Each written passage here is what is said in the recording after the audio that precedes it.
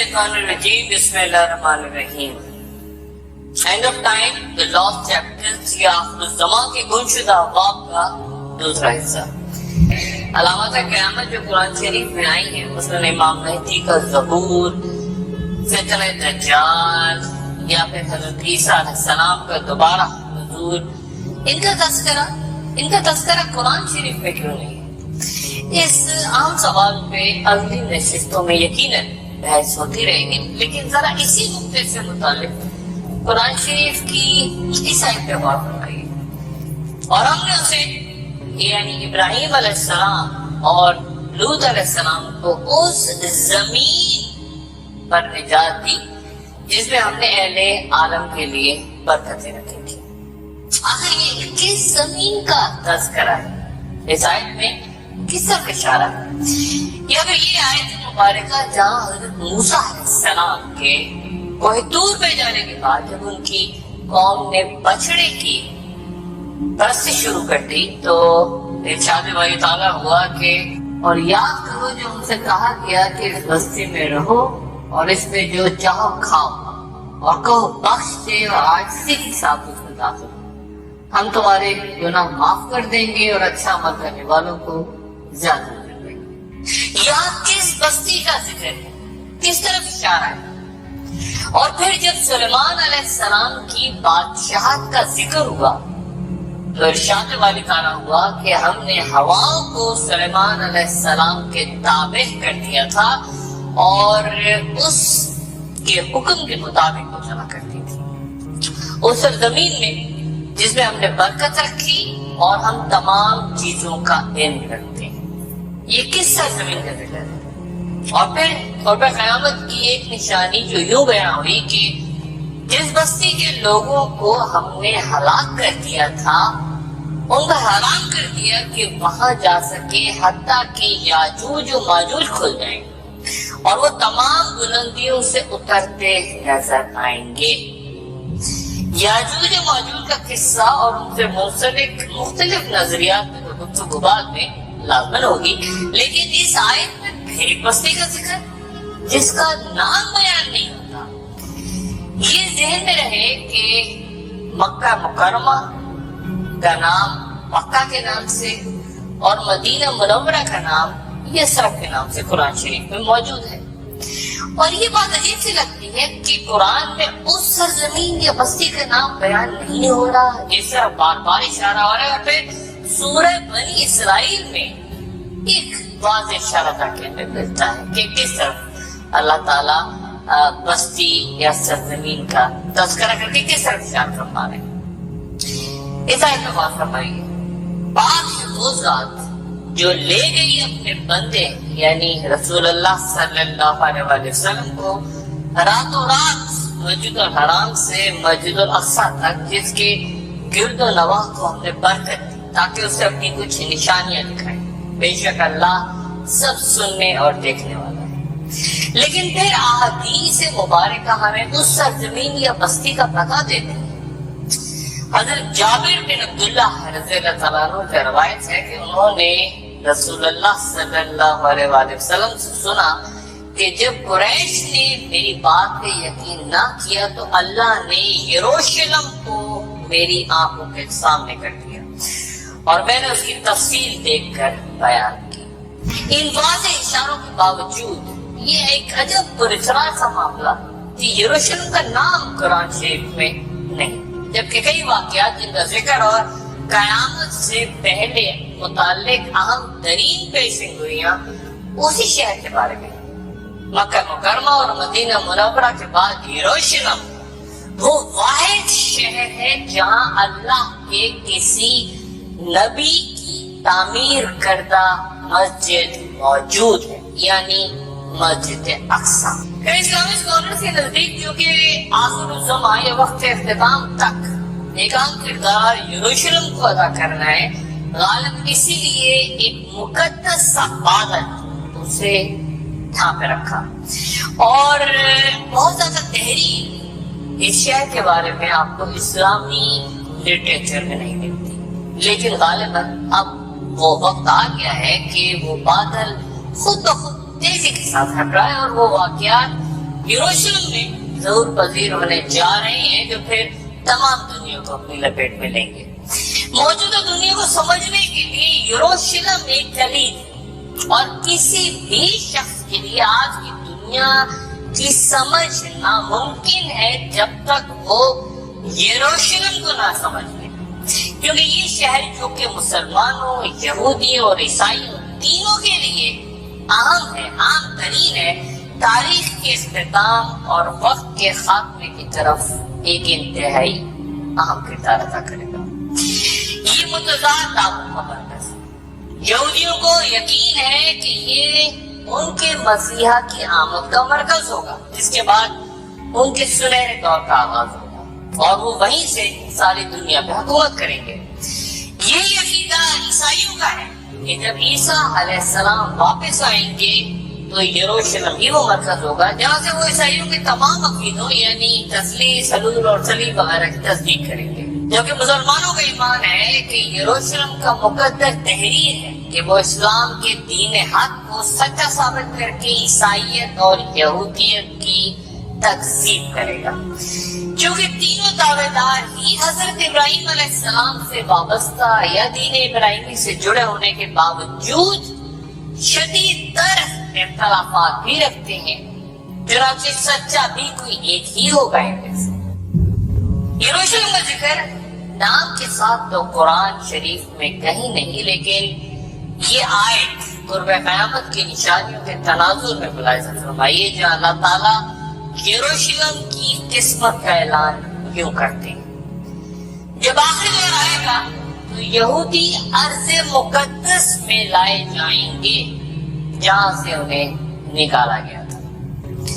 یہ وعدہ پورا ہو چکا، یعنی یہودی پھر ارض مقدس یعنی اسرائیل قائم کر کے وہاں آباد ہو چکے، تو پھر اب کیا ہونا باقی ہے؟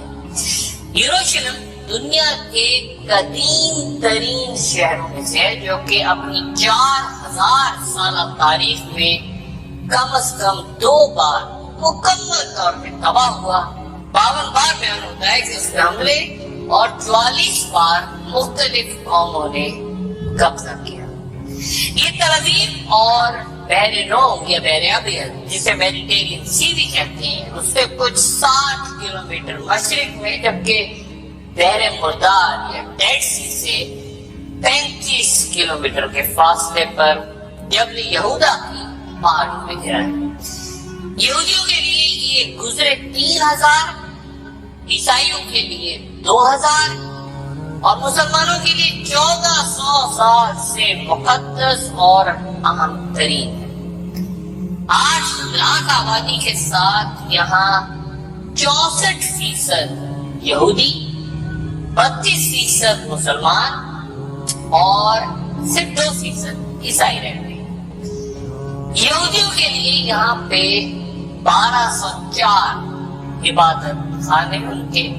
عیسائیوں کے تقریباً 160 کے قریب گرجا گھر اور مسلمانوں کی 73 مساجد شہر میں موجود ہیں۔ تورات میں تو نہیں، لیکن انجیل میں جہاں ہیکل سلیمانی کا 632 بار ذکر ہوا ہے، اس کی مغربی دیوار یعنی ہیکل سلیمانی کی مغربی دیوار آج یہودیوں کے لیے مقدس ترین مقام ہے۔ قرآن ہیکل سلیمانی کا ذکر بطور مسجد کرتا ہے اور 17 طویل مہینوں تک رسول اللہ صلی اللہ علیہ وآلہ وسلم نے بیت المقدس کی طرف رخ کر کے نماز ادا کی کہ یہودیوں کو یہ پیغام دے سکیں کہ اس خدا نے جس نے موسیٰ علیہ السلام کو بھیجا تھا انہیں بھی اپنا نبی بنا کے بھیجا ہے، اور پھر قرآن نازل کرنے والا بھی وہی خدا ہے جس نے توریت بھیجی تھی۔ آخر زمان یعنی وقت کے خاتمے سے پہلے وہاں کیا ہونے جا رہا ہے اور آنے والے دنوں میں جو واقعات تیز تر ہوتے جا رہی ہیں، ذرا حضرت ابراہیم علیہ السلام کے دور میں چلتے ہیں تاکہ ماضی کے جھڑکوں سے کچھ حال اور کچھ مستقبل کو سمجھ سکیں۔ حضرت ابراہیم علیہ السلام کو ابو الانبیاء یا نبیوں کا باپ بھی کہا جاتا ہے، کیونکہ ان کے بعد آنے والے تمام نبی انہی کی نسل سے آئے، اور تبھی ہم ان پر اور ان کی آل پر بھی درود بھیجنا فرض سمجھتے ہیں۔ ابراہیم علیہ السلام اور نوح علیہ السلام کے درمیان تقریباً 3000 سال کا وقفہ بیان ہوتا ہے۔ نمرود کی آگ سے محفوظ ہو جانے کے بعد حضرت ابراہیم علیہ السلام عراق سے اپنے بھتیجے حضرت لوط علیہ السلام کے ساتھ اللہ کے حکم سے ارض مقدس کی طرف ہجرت کر گئے، اور پھر یہ سوال جنم لیتا ہے کہ کیوں اللہ تعالیٰ نے پوری دنیا کا ایک چھوٹا سا زمین کا خطہ منتخب کر کے اسے مقدس قرار دیا، اور پھر ارشاد ہوا کہ محمد صلی اللہ علیہ وآلہ وسلم پھر ہم نے تمہاری طرف وحی بھیجی کہ تم ملت ابراہیمی کی پیروی کرو جو خالص خدا کی طرف جھکنے والا ہے۔ جب اللہ تعالیٰ نے تمام دنیا میں ایک ٹکڑا منتخب کر کے ارض مقدس قرار دے دیا اور طے ہو گیا کہ صرف ابراہیم علیہ السلام کا ہی دین وہاں رہے گا، تو پھر یقیناً وقت کا خاتمہ آخر زمان سے پہلے دیگر ادیان کو وہاں سے نکال کے پھینکا جائے گا تاکہ سچائی کو ارض مقدس میں فتح نصیب ہو۔ اور یہ یروشلم کی تقدیر میں لکھا جا چکا ہے کہ وہ سچ کی آج یروشلم کے در و دیوار کو دیکھ کر بہت سے ماہرین آثار قدیمہ شہر کی کھنڈرات میں دفن وہ عمارات تلاش کرتے ہیں جو بارہا اجڑنے کے باعث نظم سے اجڑ ہو چکے، تاہم وہاں جانے والا ہر شخص ان کا تصور ضرور کرتا ہے۔ پہلی بار یہ شہر حضرت داؤد علیہ السلام کے دور میں تعمیر ہوا، جن کا نام قرآن مجید میں 16 بار آیا ہے، اور جو کہ پہلے پیغمبر ہیں جنہیں بنی اسرائیل کی بادشاہت بھی عطا ہوئی۔ حضرت داؤد علیہ السلام حضرت آدم علیہ السلام کے علاوہ واحد پیغمبر ہیں جنہیں قرآن نے خلیفہ کے نام سے پکارا۔ انہیں بادشاہت عطا ہونے سے پہلے 1000 سال قبل مسیح کے دور میں بنی اسرائیل سے فلسطین کے اکثر علاقے چھینے جا چکے تھے۔ حضرت سمود علیہ السلام تب حکمران تھے لیکن بہت بوڑھے ہو چکے تھے، تو بنی اسرائیل نے دشمنوں کے مقابلے میں کسی بادشاہ کی دعا مانگی۔ سموئیل علیہ السلام نے حکم الہی کے مطابق 30 سالہ طالوت کو ان پر بادشاہ مقرر کر دیا۔ طالوت کو پیغمبر نہیں تصور کرتے بہت سے اسلامی مفکرین بائبل میں، لیکن اسے صاف کہا گیا۔ طالوت کی بادشاہی کی نشانی کے طور پہ فرشتوں کے ذریعے وہ تابوت سکینہ بنی اسرائیل کو واپس مل گیا۔ اس کے بارے میں قرآن شریف میں ارشاد ہے کہ وہ خدا کی طرف سے بادشاہ مقرر ہونے کی ایک علامت ہے۔ قصص الانبیاء کے مطابق اس صندوق میں توریت کا اصل نسخہ، پتھر کی 2 تختیاں جو کوہ سینا پر حضرت موسیٰ علیہ السلام کو دی گئی تھی، حضرت موسیٰ علیہ السلام اور حضرت ہارون علیہ السلام کا عصا اور پیرہن اور من و سلوہ والا من ایک برتن میں محفوظ تھا تاکہ آنے والی نسلیں اللہ کے اس احسان کو یاد رکھیں جو صحرا میں بھٹکنے کے دوران ان پر اللہ تعالیٰ نے فرمایا تھا۔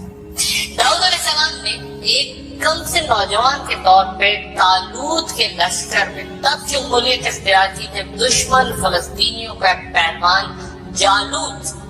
اسرائیلیوں کو مقابلے کی دعوت دے رہا تھا، لیکن کسی میں ہمت نہ تھی تمام اسرائیلیوں میں کہ وہ شامل ہوں۔ حضرت داؤد علیہ السلام اس کے مقابلے میں نکلے اور اس واقعے میں حضرت داؤد علیہ السلام کو بنی اسرائیل کی آنکھوں کا تارا بنایا اور طالوت نے اپنی بیٹی داؤد علیہ السلام سے بیاہ کی۔ پھر وہ اسرائیلیوں کے حکمران ہوئے، اور اللہ تعالیٰ نے جب حضرت داؤد علیہ السلام کو نبوت سے بھی سرفراز فرمایا تو انہوں نے یروشلم کی بنیاد رکھ کے وہاں تابوت سکینہ کو محفوظ کرنے کے لیے ایک محل یا ہیکل تعمیر کرنے کا کام شروع کیا. لیکن اسرائیلیات کے مطابق انہیں یہ بتا دیا گیا تھا کہ یہ محل ان کے بیٹے یعنی حضرت سلیمان علیہ السلام ہی کے دور میں مکمل ہو سکتا ہے. چنانچہ تعمیر تو جاری رہی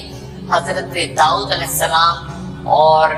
مکمل ہوئی لیکن حضرت سلیمان علیہ السلام کے دور میں, اور تبھی یہ ہیکل سلیمانی یا کنگ سولمنز ٹیمپل یا پھر فرسٹ ٹیمپل بھی کہلاتا ہے. حضرت داؤد علیہ السلام نے بنی اسرائیل پر 40 سال حکومت کی اور پھر ان کے صاحبزادے حضرت سلیمان علیہ السلام جن کی حکومت کا ایک بڑا امتیاز کہ جن اور حیوانات بھی ان کے تابع تھے. حضرت سلیمان علیہ السلام کا ذکر قرآن شریف میں 17 مقامات پہ آیا ہے. ان کی سلطنت کے بارے میں یہ آیت مبارکہ کہ اے میرے پروردگار مجھے بخش دے اور میرے لیے ایسی حکومت عطا کر کہ میرے بعد کسی کے لیے بھی میسر نہیں, بے شک تو بہت عطا کرنے والا ہے. اسرائیلی روایات کے مطابق ہیکل سلیمانی کی تعمیر کو 7 سال لگے. وہ یہ بھی کہتے ہیں کہ ہیکل سلیمانی 410 سال تک اپنی جگہ موجود رہا. حضرت سلیمان علیہ السلام کے بعد بنی اسرائیل پھر آپس میں لڑ گئے اور 2 ریاستیں شمالی فلسطین میں سلطنت اسرائیل اور جنوبی فلسطین میں سلطنت یہود قائم ہوئی. دونوں سلطنتوں میں شدید دشمنی اور خونریزی کا آغاز ہوا اور پھر 7ویں صدی قبل مسیح میں حاشوری فاتحین نے سلطنت اسرائیل کا خاتمہ کر دیا اور پھر 587 قبل مسیح میں بابل کے بادشاہ بخت نصر نے سلطنت یہود کی بھی اینٹ سے بجا دی اور ہیکل سلیمانی کو اس طرح پیوند خاک کیا کہ اس کی ایک دیوار تک اپنی جگہ کھڑی نہ رہ سکی اور تابوت سکینہ ایسا غائب ہوا کہ آج تک نہ مل سکا اور یہودیوں کو وہاں سے نکال باہر کیا. 70 سال بعد ایرانی فاتح سائرس نے یروشلم کی دوبارہ تعمیر اور یہودیوں کو پھر واپسی کی اجازت دی اور یہودیوں نے آ کے پھر ہیکل سلیمانی کی تعمیر شروع کی. اور ہیرود بادشاہ جو کہ تاریخ میں بہت ظالم حکمران کے طور پہ یاد ہوتا ہے کیونکہ اس نے نہ صرف اپنے خاندان بلکہ لاتعداد یہودی مذہبی پیشواؤں کو بھی مار ڈالا تھا, اس نے یہودیوں کو خوش کرنے کے لیے ہیکل سلیمانی کو شاندار انداز میں دوبارہ تعمیر کیا. یہودی مورخین کے مطابق ہیکل سلیمانی کی یہ دوسری تعمیر بھی اپنی جگہ صرف 420 برس تک قائم رہ سکے اور اس دوران گمشدہ تابوت سکینہ جو پہلے ہیکل کی بربادی کے بعد نہیں مل سکا تھا وہ اس تمام عرصے یہاں نہ لایا جا سکا. اور پھر یہ معبد بھی 70 عیسوی میں رومن حکمراں ٹائٹس کے ہاتھوں شہر یروشلم کی تباہی کے ساتھ ہی دوبارہ تباہ ہوا جب یہودیوں نے رومیوں کے خلاف بغاوت کی ناکام کوشش کی. 1.5 لاکھ یہودی بیان ہوتا ہے کہ قتل ہوئے اور ہزاروں کو پکڑ کے ایمفی تھیٹرز میں جنگلی جانوروں کے سامنے رومنز نے ڈال دیا اور کوئی بھی یہودی یہ بتانے کے لیے بھی نہ بچا کہ ہیکل کا کیا ہوا. تصدیق کریں اکثر یہودی ماہرین آثار قدیمہ متفق ہیں کہ موجودہ دیوار دریا حضرت سلیمان علیہ السلام کے ہیکل کی دیوار ہی نہیں بلکہ یہ دوسری بار جو ہیکل تعمیر ہوا تھا یہ جو عمارت تھی اس کے آثار جسے ہیرود بادشاہ نے تعمیر اور بعد میں رومنز نے غارت کر دیا تھا. لیکن وہ تابوت سکینہ آج تک نہیں مل سکا جو کہ پہلے ہیکل سلیمانی کی تباہی کے وقت غائب ہوا تھا. کچھ یہودیوں کا خیال ہے کہ وہ اردن میں جبل نیبو کے غاروں میں کہیں گم ہے تابوت سکینہ کچھ ایتھوپیا کے ایک گرجا گھر کا دعویٰ کرتے ہیں کہ یہ وہاں پہ رکھا ہوا ہے، اور ایسے مختلف دعوے کبھی برطانیہ، روم، فرانس کے مختلف مقامات سے بھی ہوتے رہتے ہیں۔ دوسرے ایسے کی مکمل تباہی کے بعد یہودیوں کو ارض مقدس سے مکمل طور پہ نکال کے وہاں رومی عیسائی حکمراں ہرکل کی حکومت کی، جب رسول اللہ صلی اللہ علیہ وسلم کی عرب میں ولادت ہوئی۔ اس دوران یہودی جو منتشر ہو چکے تھے، جگہ جگہ اپنی بستیاں، اپنے قبائل کے ساتھ رہتے تھے، وہ مقامی بدوؤں اور قریش عرب سے اپنے ان رشتوں کا ذکر کرتے رہتے جو حضرت ابراہیم علیہ السلام کی اولادوں کے درمیان تھا۔ یہاں یہ ذکر لازم تصور کرتا ہوں کہ یہودی حضرت ابراہیم علیہ السلام اور حضرت سارہ کے صاحبزادے، جبکہ قریش حضرت ابراہیم علیہ السلام اور حضرت ہاجرہ کے فرزند تھے۔ حضرت اسماعیل علیہ السلام حضرت ابراہیم علیہ السلام کے پہلے بیٹے تھے، جنہیں حکم الہی کے مطابق ابراہیم علیہ السلام سرزمین مکہ ان کی والدہ ہاجرہ کے ساتھ چھوڑ کے آ گئے تھے۔ وہیں زمزم کا چشمہ جاری ہوا، وہیں حکم الہی کے تحت اسماعیل علیہ السلام کی جگہ دمبا ذبح ہوا، اور وہیں قبیلہ بنو جرہم آباد ہوا جہاں اسماعیل علیہ السلام کی شادی ہوئی۔ حافظ ابن حجر کے مطابق کعبہ کی پہلی بنیاد آدم علیہ السلام کے ہاتھ رکھی گئی تھی، مگر پھر وہ بے نشان ہو گیا۔ ابراہیم علیہ السلام اور اسماعیل علیہ السلام نے حکم الہی سے وہی جگہ کھود کر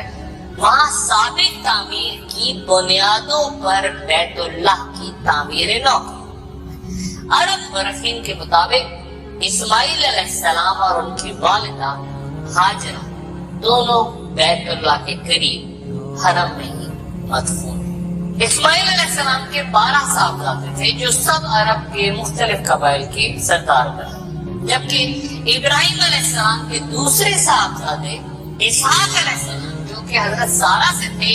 وہ اسماعیل علیہ السلام سے کچھ 15 سال چھوٹے اور تب پیدا ہوئے جب ابراہیم علیہ السلام کی عمر 100 سال تھی۔ انگریزی میں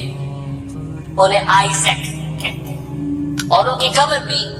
جبرون کے غار میں اپنے والد ابراہیم علیہ السلام کے ساتھ بیان ہوتی ہے۔ اسحاق علیہ السلام کے دونوں بیٹوں یعنی عیسو اور یعقوب علیہ السلام کے درمیان تعلقات مثالی نہیں تھے، اس لیے چند روایات کے مطابق عیسو اپنے تایا یعنی اسماعیل علیہ السلام کے پاس مکہ چلے گئے، جبکہ یعقوب علیہ السلام جن کا عبرانی میں نام اسرائیل ہے، ان کی نسل سے پھر بنی اسرائیل میں ہی حضرت یوسف علیہ السلام، حضرت موسیٰ علیہ السلام، حضرت یحییٰ علیہ السلام، حضرت عیسیٰ علیہ السلام سمیت بہت سے انبیاء پیدا ہوئے۔ یعقوب علیہ السلام کی قبر نابلس شہر کے نزدیک بیان ہوتی ہے۔ یہاں ایک پہاڑ کے بارے میں یہودیوں کا عقیدہ ہے کہ یہاں حضرت ابراہیم علیہ السلام نے اپنے دوسرے بیٹے یعنی اسحاق علیہ السلام کو ذبح کرنے کے لیے پیش کیا تھا، یعنی جس طرح ہمارا ایمان ہے کہ ابراہیم علیہ السلام کے بیٹے اسماعیل علیہ السلام ذبیح اللہ ہیں، یہودی اسحاق علیہ السلام کو ذبیح اللہ قرار دیتے ہیں، دوسرے بیٹے، اور انہوں نے اپنی علمی کتاب توریت میں یہ بھی داخل کر لیا ہے کہ حضرت ہاجرہ ابراہیم علیہ السلام کی بیوی نہیں بلکہ لونڈی تھی، اور ایسا ہی یہودیوں نے صرف کسی ایک پیغمبر کے ساتھ نہیں کیا، کسی کا سر قلم کر دیا، کسی کو سولی تک لے گئے، اور جب ہزارہا سال بعد وہ ارض مقدس سے نکالے جا چکے تھے، حیرت بادشاہ کا تعمیر کردہ ہیکل بھی مسمار ہو چکا تھا، تو یہی وہ وقت ہے جب حضرت عمر فاروق یروشلم میں داخل ہوتے۔ حضرت عمر فاروق رضی اللہ تعالیٰ عنہ فاتح یروشلم کی حیثیت سے جب شہر میں داخل ہوئے تو معمول کے مطابق کہیں بھی کوئی خون ریزی نہیں ہوئی، اور نہ ہی کوئی مذہبی مقام نظر آتش ہوا۔ 4000 صحابہ آپ کے لشکر میں تھے۔ حضرت عمر فاروق رضی اللہ تعالیٰ عنہ نے عیسائی بطریق سے کہا کہ تمہارے مقامات حیات نو کس طرف ہیں؟ وہاں پہنچ کے خلیفہ نے حضرت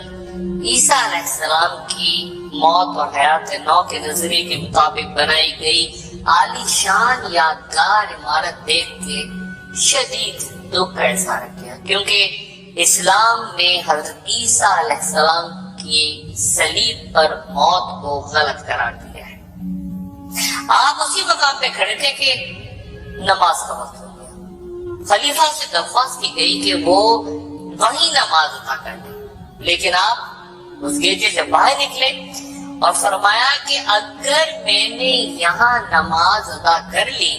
تو مسلمان پھر گرجے پہ قبضہ کر لیں گے اور اس بنیاد پہ اسے مسجد بنا دیں گے کہ یہاں خلیفہ نے نماز ادا کی تھی۔ پھر آپ نے فرمان جاری کیا کہ یہاں کوئی مسجد تعمیر نہیں ہوگی۔ پھر حضرت عمر وہاں پہنچے جہاں کبھی ہیکل تعمیر تھا اور حیران رہ گئے کہ عیسائی اس مقدس مقام پہ کوڑا کرکٹ پھینکتے تھے۔ حضرت عمر فاروق رضی اللہ تعالیٰ عنہ نے دونوں ہاتھوں سے کوڑے کا ڈھیر اپنی جھولی میں اٹھایا اور شہر کی دیوار سے باہر پھینکا۔ ان کے ساتھیوں نے ان کی تقلید کی۔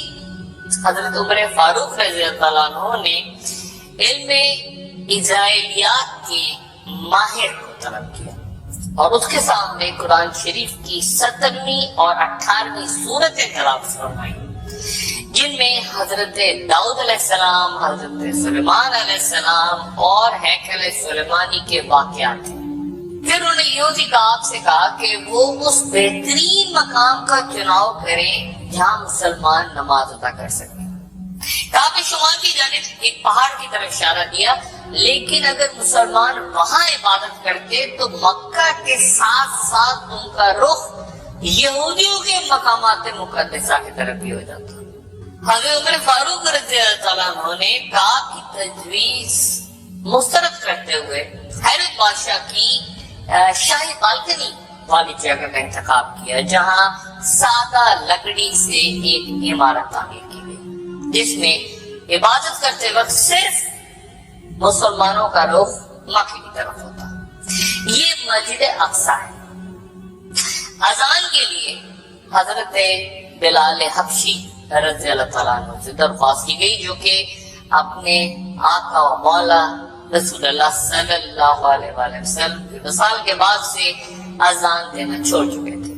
لیکن امیر المومنین حضرت عمر فاروق کے اصرار اور صحابہ کے بہت کہنے پر پہلی اذان وہاں حضرت بلال حبشی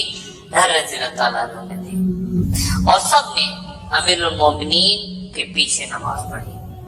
تاریخ بیان کرتی ہے کہ سادہ سی ابتدا کے کچھ 50 سال بعد یروشلم میں عظیم اسلامی طرز تعمیر کا آغاز ہوا۔ اس کا رومی نام ختم کر دیا گیا اور یہ بیت الحرام کے بجائے بیت المقدس اور القدس کہلایا جانے لگا۔ پھر 72 ہجری میں اموی خلیفہ عبد المالک بن مروان نے اس مقام پر جہاں سے رسول اللہ صلی اللہ علیہ وآلہ وسلم شب معراج پہ برات پہ سوار ہو کر آسمانوں پہ تشریف لے گئے تھے، اس 8 پہلو عمارت کی بنیاد رکھی جسے قبۃ الصغریٰ یا ڈوم آف راکس کہتے ہیں۔ اس کی تعمیر میں 4 سال کا عرصہ لگا اور مصر کا 7 سال کا خراج اس کے لیے وقف کر دیا گیا۔ یہ عمارت اور گنبد اس جگہ تعمیر ہے جس کے بارے میں کئی روایات ہیں، جن میں سے ایک یہ بھی ہے کہ حضرت آدم علیہ السلام سے بھی 2000 سال پہلے فرشتے اس مقام کا طواف ادا کرتے۔ یہ بھی کہا جاتا ہے کہ طوفان نوح کے بعد ان کی کشتی اسی مقام پہ آ کے رکی تھی۔ یہ بھی بیان ہوتا ہے کہ روز قیامت حضرت اسرافیل علیہ السلام اسی چٹان پہ کھڑے ہو کے سور پھونکیں گے، اور یہ بھی کہا جاتا ہے کہ یہیں داؤد علیہ السلام کے زمانے میں یہودی اپنی قربانیاں لا کے رکھتے تھے اور آسمان سے آنے والی آگ کا شعلہ اس قربانی کو جلاتا تو یہ قربانی کی قبولیت کی علامت سمجھی جاتی تھی۔ مسجد کے تمام دروازوں پہ سونے چاندی کی تختیاں لگی اور 4 مینار، 3 مغرب کی جانب اور ایک اس کے بالکل